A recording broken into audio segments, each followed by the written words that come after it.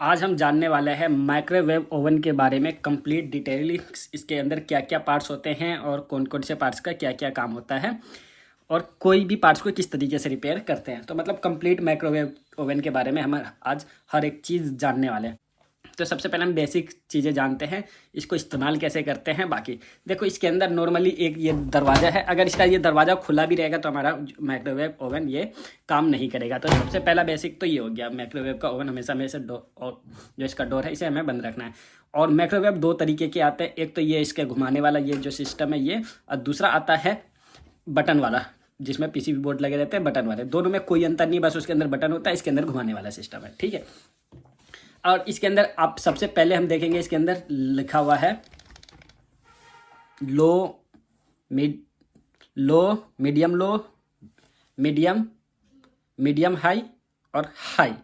ठीक है, टोटल ये लिखा हुआ है। ये इसके कूल हीटिंग के बारे में, ये कि कितना हीट करना है आपको, लो पे हीट करना है, मीडियम लो हीट करना है, मीडियम हीट करना है या मीडियम हाई हीट करना है या बहुत ही ज़्यादा हाई हीट करना है। तो ये सबसे पहले इसके हीटिंग के बारे में है कि आपको कितना हीट करना है। ठीक है। और उसके बाद आप नीचे आ जाता है, ये होता है इसके टाइमर का, आपको कितना टाइमर कितनी देर के लिए चीज़ों को गर्म करना है। आप जो भी चीज़ें गर्म करते हैं या खाना बनाते हैं तो टाइमर एक्जैक्टली हमें हर एक चीज़ के बारे में पता होता है कि ये हमारी चीज़ें इतने देर में पक के तैयार हो जाएगी। तो इसके अंदर ये टाइमर लगा हुआ, 1 से लेके इसमें 35 मिनट तक का टाइमर है।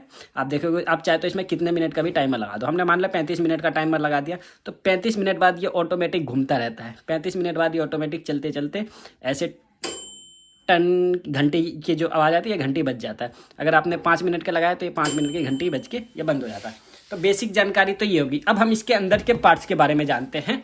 ठीक है, अंदर के पार्ट्स के बारे में जानने के लिए इसके ऊपर का सबसे पहले हमें इस ढक्कन को खोल लेना होता है। तो चलिए इस ढक्कन को खोल लेते हैं। ये पीछे का पार्ट्स है इसका हिस्सा, इसमें कुछ भी नहीं, हमें सारी चीज़ें ऊपर से ही दिख जाएगा, ये हमें खोलने की जरूरत नहीं। ऊपर का हमें सिर्फ ढक्कन खोलना है। तो सबसे पहले हमें इसके पीछे के 4 स्क्रू खोल लेने हैं। चारों कोने पे इसके एक एक स्क्रू लगे हुए हैं। हम इन चारों स्क्रू को खोल लेते हैं। एक स्क्रू इसके साइड में लगा हुआ है। टोटल मिला के 5 स्क्रू हमें इन्हें खोल लेना है।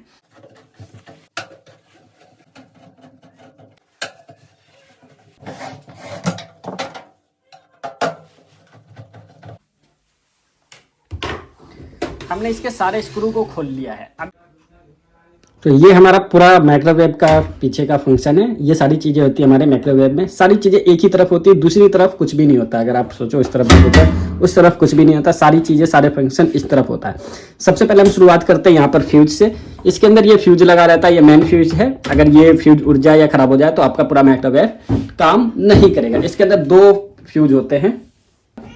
तो पहला फ्यूज तो ये हो गया। दूसरा फ्यूज इसके पास ये होता है यहाँ पे, ये भी एक फ्यूज ही होता है, लेकिन इसको फ्यूज नहीं बोलते, लेकिन ये भी फ्यूज का ही काम करता है। उसके बाद अब यहाँ पे आ जाओ आप, ये एग्जॉस्ट, ये हमारा एग्जॉस्ट होता है। इसके अंदर जब माइक्रोवेव चलता है तो इसके अंदर बहुत ज़्यादा हीट होती है, तो ये एग्जॉस्ट का काम करता है। इस हीट को यहाँ से गर्मी को बाहर फेंकता है। ठीक है। उसके बाद हम आ जाते हैं, ये मैग्नेट्रॉन है ये हमारा। इसके अंदर चिम्बक लगा रहता है और ये रेडिएशन भी फैलाता है। एक तरीके के रेडिएशन से ही काम करता है। ठीक है, रेडिएशन फैलाता नहीं, रेडिएशन पे ही काम करता है। तो ये हमारा मैग्नेट्रॉन है। मैग्नेट्रॉन के ऊपर ये थर्मल का लगा हुआ है। ये हर एक ओवन में आपको देखने को नहीं मिलता है, किसी किसी ओवन में देखने को आपको नहीं मिलेगा ये। ठीक है। उसके बाद आ जाते हैं ये नीचे, इसके नीचे ट्रांसफार्मर है। ये हमारा ट्रांसफार्मर है बेसिकली, ये सप्लाई का काम इसी का होता है। उसके बाद आप आ जाओ, ये हमारा ऊपर वाला है। ऊपर वाला एरिया ये हमारा कंट्रोलर है कि आपको हीट कितनी रखनी है। ये थर्मोस्टेट का काम करता है, ये मतलब एक तरीके का थर्मोस्टेट है। और इसके नीचे वाला, ये वाला देख रहे हो ना, यहाँ पे बेल है, घंटी है जो, ये हमारा टाइमर का काम करता है। जितना टाइमर हम लगाते हैं उसके बाद ये घंटी बज जाती है इस तरीके से। तो नीचे वाला हमारा टाइमर है और ऊपर वाला हमारा थर्मोस्टेट है, हमें किस तरीके से इसके अंदर की हीट को कंट्रोल करना है। ठीक है। तो ये टाइमर, नीचे वाला हमारा टाइमर हो गया, ऊपर वाला हमारा कंट्रोलर हो गया, हीट एडजस्ट करने वाला, आपको कितनी हीट चाहिए।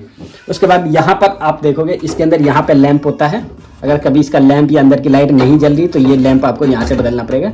ये स्क्रू यहाँ से खोल के इसको अलग कर लेते हैं और ये यहाँ पर हमारा लैंप है। किसी किसी में अंदर से ही लैंप खुल जाता है, अंदर से रिपेयर हो जाता है, लेकिन इसके अंदर क्या है, बाहर से दे रखा है सिस्टम, बाहर से ये सारी चीज़ें हैं। और इसके नीचे अब आ जाओ, इसके नीचे देख लो, मैंने ट्रांसफार्मर के बारे में आपको बता दिया है। और ये दूसरा हमारा कैपेसिटर है। तो ये इसके अंदर कैपेसिटर लगा रहता है यहाँ पर। तो ये माइक्रोवेव के बारे में टोटल डिटेलिंग मैं आपको बता रहा हूँ। ये यहाँ पे इसका डोर स्विच है। यही है इसका डोर स्विच जो कंट्रोल करता है। अगर आपके माइक्रोवेव का डोर ओपन रहा तो ये सप्लाई को कट कर देता है, जिसकी वजह से आपका माइक्रोवेव ऑन नहीं होगा। ये देखो, तो ये डोर स्विच यहाँ पे लगा रहता है।